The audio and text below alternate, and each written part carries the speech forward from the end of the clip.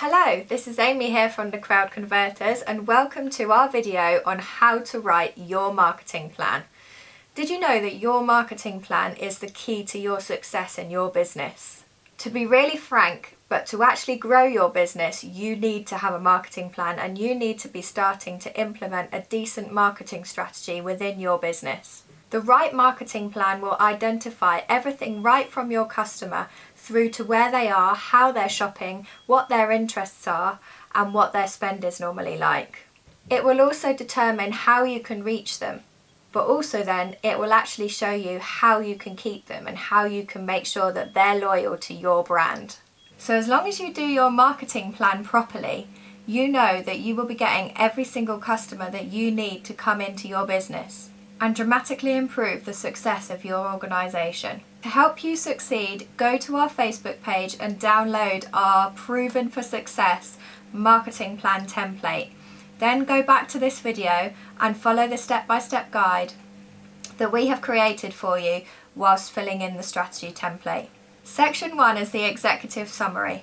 So this is the part where you're actually going to summarise everything that you put into your marketing plan. So you will need to write this last, even though it's the first part of your document.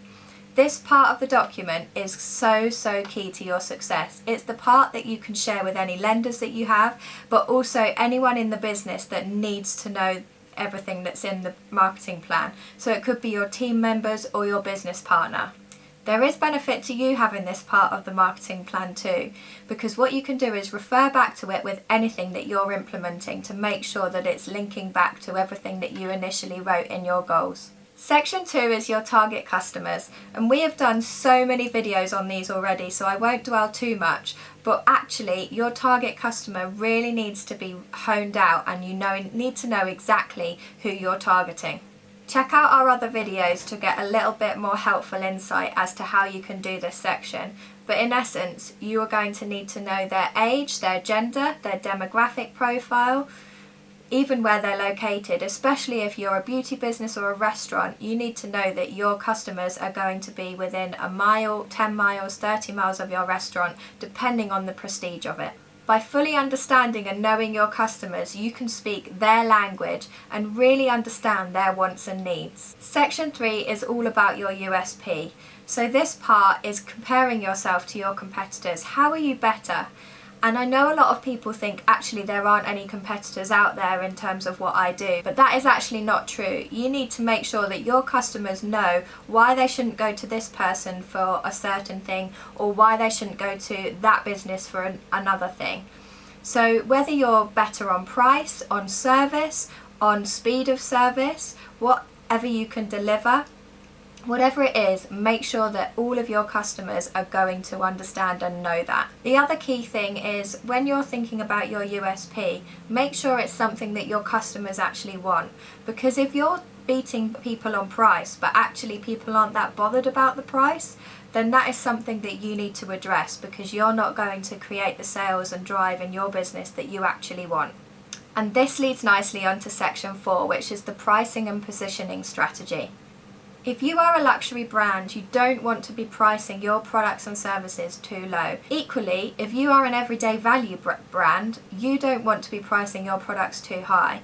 So you need to not only understand where your brand positioning is, but you also need to understand what your customers are wanting. These two sections are really going to help you understand what your product and your service is, especially for what your customers want.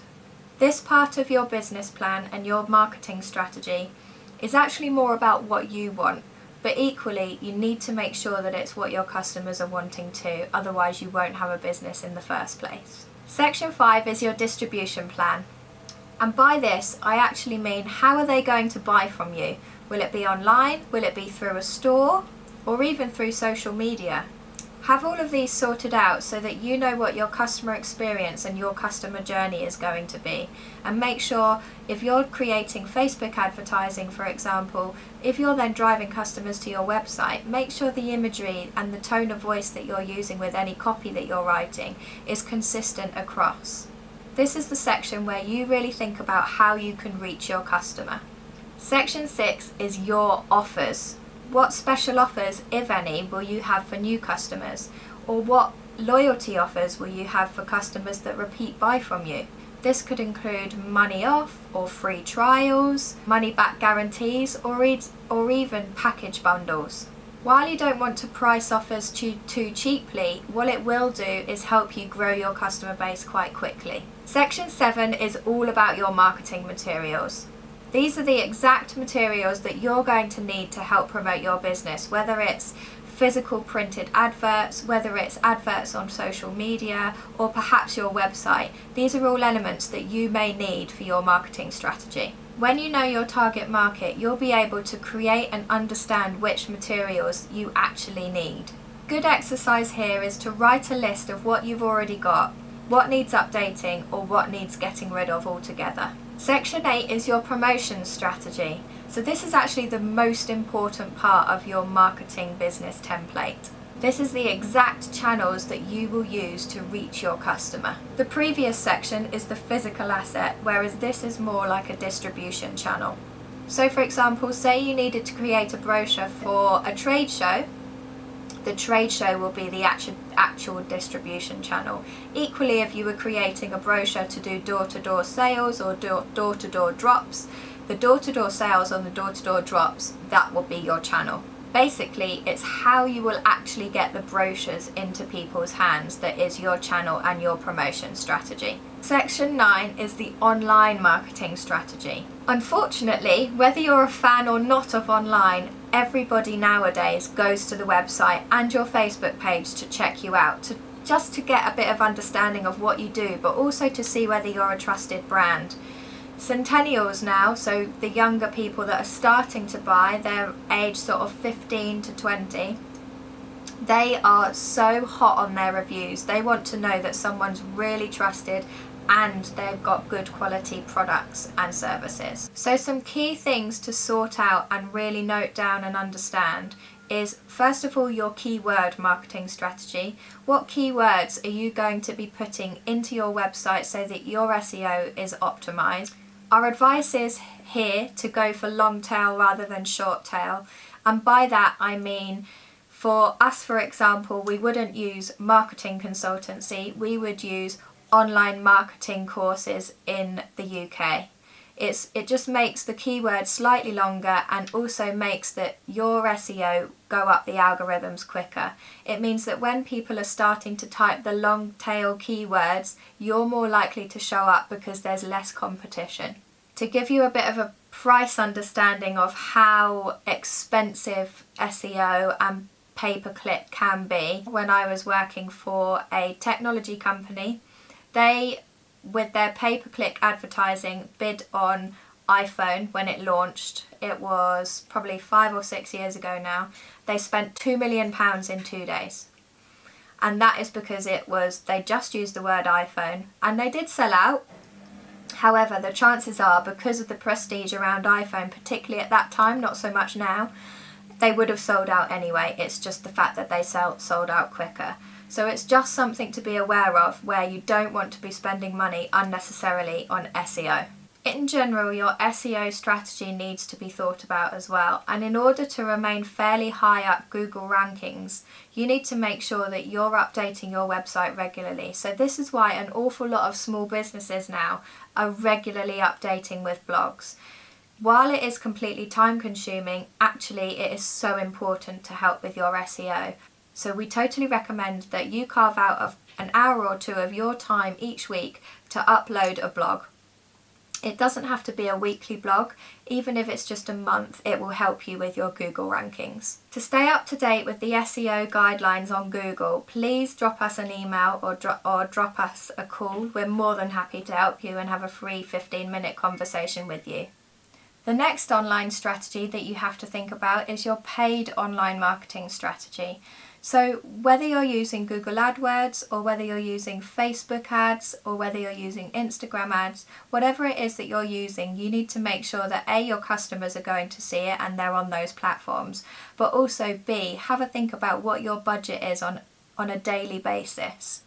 As we've already mentioned, we do have a specific video on Facebook advertising, so if you want help on a click-by-click basis, then please click the link below in this video and we'll happily send you the course. Lastly, know your social media strategy. So where are your customers? What social media platforms are they using? And therefore, which ones should you be using? Section 10 is your conversion strategy. How will you turn your prospective customers into actual paying customers? Is it through a sales funnel and therefore sales emails?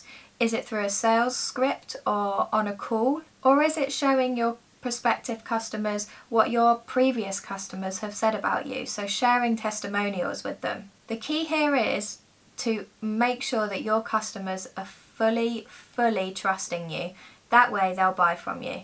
Section 11 is partnerships and joint ventures. So think about your customer journey. When they come to you, what have they done previously, or what are they likely to do after you? These are the sort of businesses that you would want to joint venture with or partner up with, because you can then recommend them. Equally, they can recommend you. And actually, if you think about it from your customer's point of view, what you're doing is actually creating a better customer experience. So remember, don't make this about you, make it about them. And actually, from your point of view, it's probably better to partner up with people who are next in the customer journey, whereas for businesses ahead of you in the customer journey, they will want to partner with you. But just make sure that it's totally right for your brand and totally right for your customer. So write these companies down and maybe start to research them a little bit. Reach out to them and see what they think. Be open to conversations. Section 12 is your referral strategy. A strong customer referral program could revolutionize your business and therefore your success. If every single one of your customers referred someone else, your customer base would double overnight. So what can you give to your customers to encourage them to refer a friend or refer a colleague, whatever is right for them? Think about at what point in the customer journey you'll ask for a referral. It probably won't be before they've bought from you, but what it will be is probably at some point they've used your product or service and they're really happy with it. The next thing to understand is, how would you actually ask them? Will it be via email, via telephone call? What will it be? Formally document this so that you actually do implement it. Section 13 is your strategy for increasing prices. While your primary goal is often to secure the sale, remember that at point of transaction, it's important to understand and know what your customer may want as an addition. For example, if your average customer spend is £100 per transaction, but your competitors is £150, it's more than likely that your competitors will have a lot more business income and a lot more revenue and therefore profit. This in turn then means that they can outspend you on their advertising and therefore they can get in front of more customers than you. And then that means that they can gain market share over you. So it is important to think of ways to increase the transaction price. Perhaps it's by creating bundles or packages, or by simply increasing your baseline price. Section 14 is your retention strategy. So how are you going to keep your customers really loyal to you? Gaining new customers is actually your most expensive way of advertising and marketing. If you can keep customers, it's going to help bring your advertising costs down. By using retention strategies such as newsletters or loyalty offers, you can increase your revenue and profits quite easily. Research and figure out what's going to be the best thing for you to keep your customers loyal. The last section, section 15, is your financial projections. While this might seem a bit weird to include in your marketing plan, what you want to do is make sure that the marketing spend that you're going to put into your business is actually going to deliver the results you want. So it has to increase your sales, and this is why this is so important. So here you need to actually understand how much money you're going to spend in each part of the section of this.